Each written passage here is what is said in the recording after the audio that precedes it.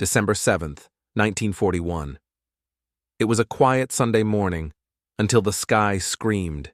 Out of nowhere, hundreds of Japanese warplanes blackened the skies over Hawaii. In under 2 hours, America's pride, the mighty Pacific Fleet, was drowning in flames. But what if I told you, this wasn't just an ambush? It was the opening move of a global chess game that would shatter empires. For years, tension had been building like a ticking bomb. Japan, hungry for resources and power, had invaded China and marched through Southeast Asia. But the U.S. stood in its way, freezing Japanese assets and cutting off vital oil supplies. To Tokyo, that wasn't just diplomacy.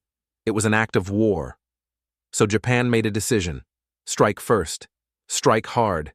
Strike so violently that America wouldn't dare fight back. At 7:48 a.m., the first wave hit. 183 aircraft screamed down like thunder. Torpedo bombers skimmed the waves, diving into Battleship Row. The USS Arizona exploded, 1,177 men gone in seconds. Sailors trapped below deck pounded on steel as flames consumed them. In minutes, the Pacific Fleet was crippled, 8 battleships damaged or destroyed, over 2,400 Americans dead. The attack was brutal, precise, devastatingly brilliant. But here's the irony. Not a single aircraft carrier was in the harbor that day. America's most vital war assets were missing, by pure chance or fate. To Japan, Pearl Harbor was more than a victory. It was meant to be a message. Stay out of the Pacific, or bleed. Admiral Yamamoto, the architect of the attack, wasn't celebrating. He knew they had awakened a sleeping giant. But Tokyo's leaders believed America was too soft, too far, too divided. They gambled that this one blow would cripple morale. Instead, it ignited vengeance. In less than 24 hours, the United States declared war.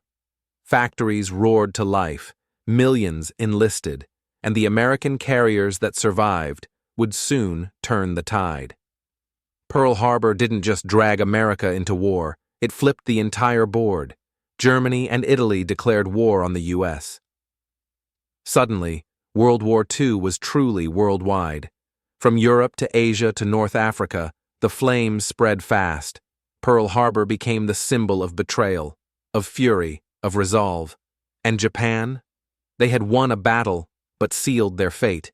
The man who led Japan's navy, Admiral Yamamoto, had studied in America. He admired it. He warned against the war, but he obeyed his orders. 2 years later, American codebreakers tracked his plane. In Operation Vengeance, he was shot down, executed mid-air in poetic retribution. And the greatest irony? Japan's surprise attack had aimed to avoid a long war, but it unleashed a global inferno that would end with 2 atomic bombs falling back on them. All because of a quiet Sunday morning. That turned the ocean red.